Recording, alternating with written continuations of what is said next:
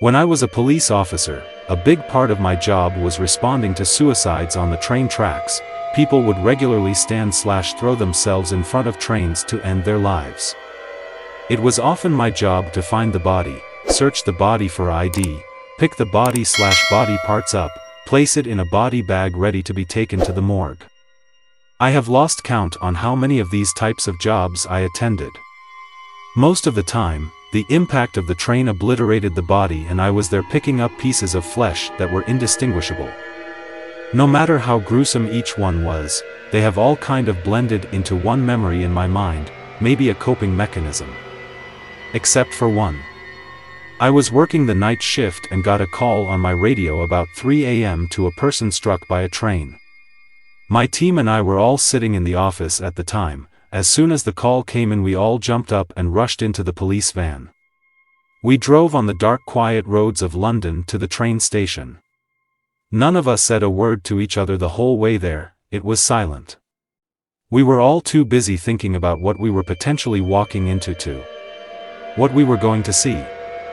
Once we arrived at the station, I saw the fire brigade there as well as the London ambulance service. Not many people realize it's us police officers that have to pick up these dead bodies. It's us. Unfortunately.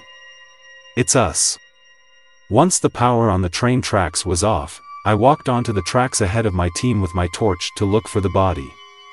I remember it being freezing cold and silent. The only noise was my feet hitting the rubble on the train tracks. After a long walk in the pitch black, I saw the body. I approached the body to get a closer look. What I saw has stayed with me ever since and I don't think the memory will ever leave me. The man's eyes were staring right into my soul. His body was not smashed to pieces like all the jobs I had been to before. Instead, this man had placed his head perfectly on the rail tracks so that the train decapitated his head from the rest of his body. At this point, I waved the rest of my team over. We all kitted up with the correct equipment to do the body recovery. We were all there in the pitch black in our white body suits picking up his remains. I was the one who had to pick his head up from his hair and place it with the rest of the body in the body bag. He was still staring into my eyes as I was doing so. Once the body was in the body bag, 4 of us carried the bag on the tracks to get the body out of the station. While we were carrying the body bag, our arms started to get really tired. So I suggested to the team that we all swap sides to give one of our arms a break. As we gently placed the body bag down, laughter came from the bag, a really high-pitched slow laugh, the kind of laugh that was laughing right at me. Chills went down my spine. I was so frightened that not only was I speechless, I could not process a thought. I was completely frozen. We all stopped and looked at each other.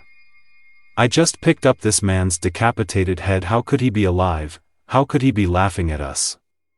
I could see the fear on my colleagues' faces. Time seemed to freeze in this moment and no one knew what to do. Eventually, we opened up the body bag. Whichever officer searched the body didn't see the man's phone that was in his inside jacket pocket. The man received a call from an unknown number and his ringtone was his laughter, which we found out from the family later on. The laughter still stays with me till this day. And as a believer of the supernatural, I can't help but think, who made that call? I was about 12 years old. It was the first time I was ever left home completely alone at night. Most of the time during the day, when I was not in school, I was alone. So at the back of my head, I thought it was no big deal.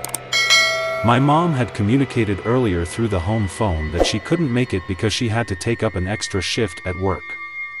My immature childish complaining did nothing. I was alone.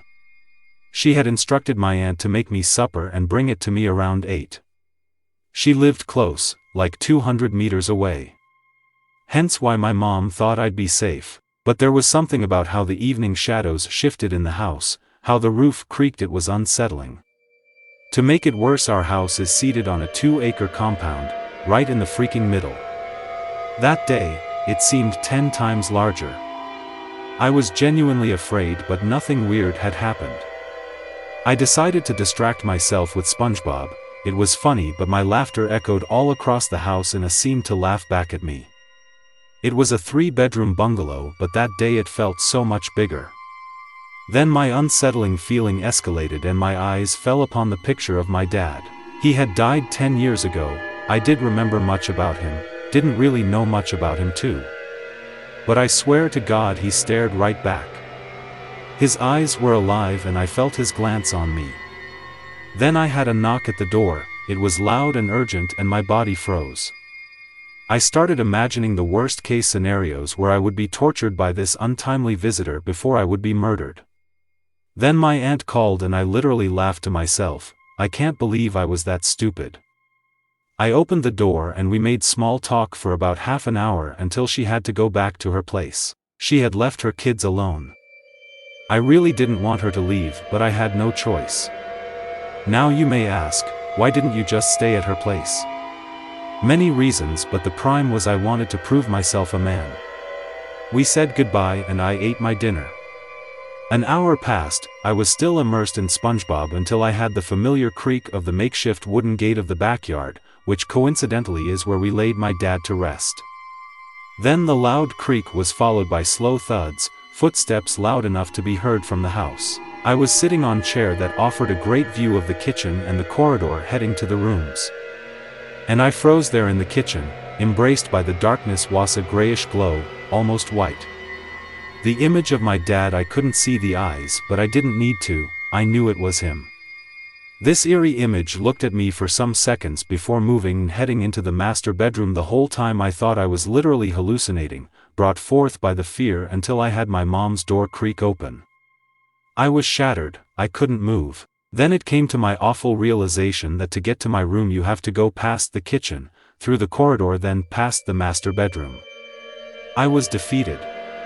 I swear I was paralyzed for the next 2 hours, looking into the darkness of the corridor.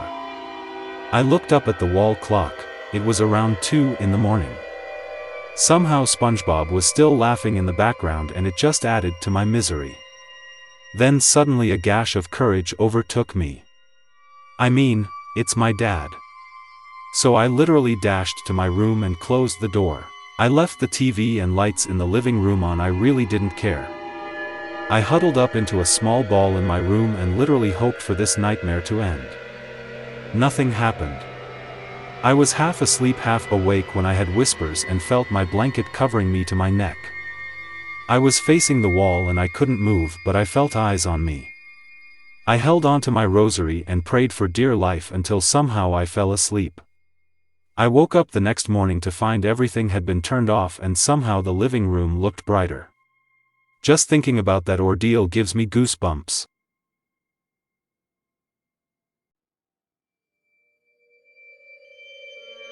I had a ghost in the house one night.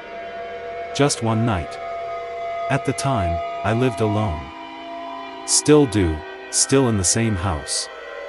I was 35 and had been living in my home for about 2 or 3 years, nothing out of the ordinary in those years.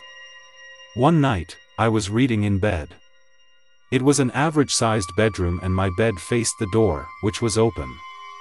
I had no pets at the time and no reason to close the bedroom door.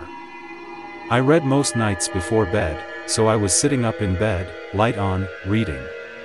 For some reason, I had the creepy feeling I was being watched. I couldn't get over it.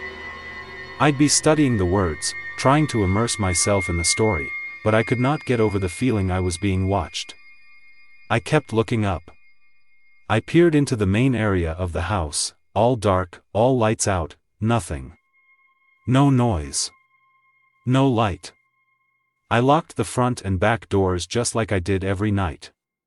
I live in Minneapolis, so this was not some remote, isolated town. I could not read my book. That feeling of being watched or stared at kept growing and growing.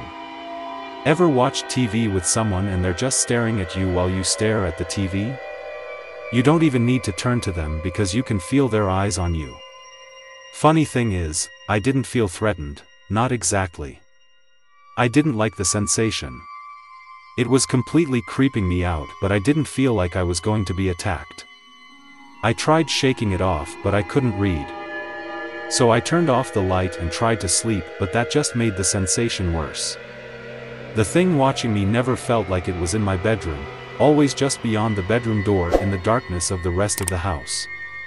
After a few minutes of this intense feeling, I knew I couldn't fall asleep. I realized I had to do what I had to do, make sure there was nobody in the house. What if this was some survival instinct and there was a person hiding in my home who I was ignoring? This was pre-cell phones, or I promise you, I would have texted a friend to come over right away. I could have called someone, I guess, but I did something more stupid. Got up. Turned on the lights in the dining room. Nobody there. Went back to bed laughing at myself for being ridiculous. Turned out the light. Immediately, the sensation was back and equally as strong. I was being watched. I tried to ignore it, I really did. Nope. Not gonna happen. Got up. Turned on the lights. I got my softball bat and I walked the entire house. I think this is the bravest/stupidest thing I've ever done in my entire life. I went into every room and turned on every light. I knew I wouldn't sleep if I didn't check every single closet, every person-sized cubbyhole. I went into the basement.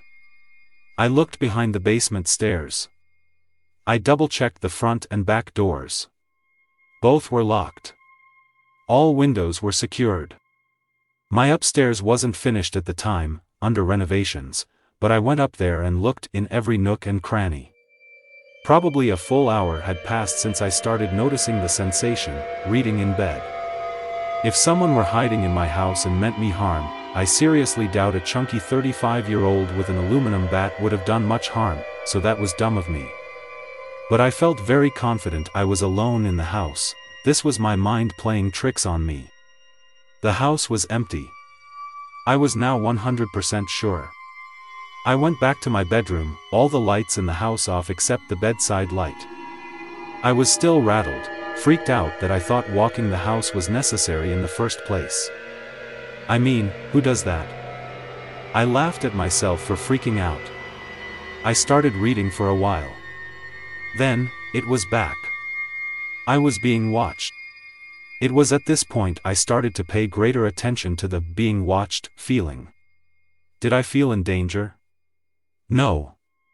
Did I feel an evil spirit? No, not exactly. I didn't like this feeling at all, not one bit. But I didn't feel like it was whispering, kill, kill, kill, under its hellbreath either. It also felt, and the hair is going up on my neck as I type this, intentional. It was a presence and it wanted me to know it was a presence. It wasn't trying to scare me, but it was trying to communicate its presence. I called out to the dark living room, I don't want you here. Please go away. Nothing changed. I yelled other phrases, like, I don't know what you want, and even, go into the light. I got that from the Poltergeist movie, the original one. This now strikes me as a dumb thing to yell, but I didn't know what else to do. I can't say I believed in ghosts, but I also can't say I didn't. I have had weird freaky things happen in life, but nothing like this. I was being watched. Okay, I said to myself, fine. No sleep tonight. I read my book to the best of my ability, knowing there was no one in the house with me. I woke up in the morning with the bedroom light on and the book on my chest. The last time I looked at the clock was around 4 a.m. In the morning, my eyes burned since I had barely slept and I felt hungover. Exhausted from tension. The feeling of being watched was also gone. I walked around the house and it felt like it did every day, just normal. I called in sick to work and slept until noon. Since I had the day off, that afternoon I did house projects. I was in the middle of cleaning out a filing cabinet, throwing out old papers and making room for new stuff when my phone rang. I was sitting on the floor, papers all around me. The woman said, "Is this Eddie?"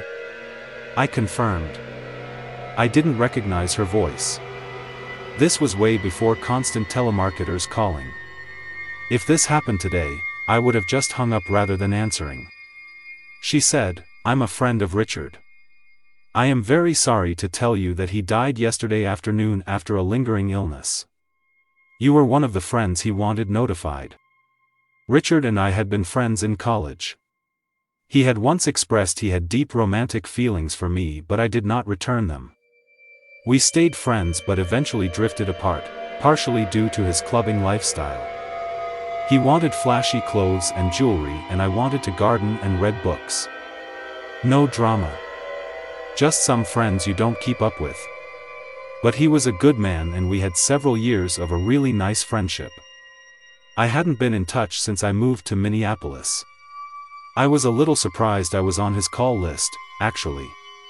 The minute she said he had died I knew that it was Richard in my home the previous night. I knew it. It all made perfect sense.